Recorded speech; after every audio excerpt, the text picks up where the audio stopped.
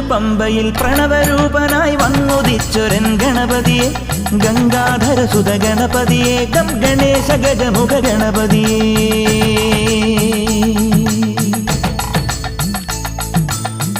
പമ്പയിൽ പ്രണവരൂപനായി വന്നുദിച്ചൊരൻ ഗണപതിയെ ഗംഗാധരസുത ഗണപതിയെ ഗം ഗണേശ ഗജമുഖ ഗണപതിയെ പമ്പാ ഗണപതി പാരിന് ഗുണനിധി മംഗളമൂർത്തേ സിദ്ധിവിനായക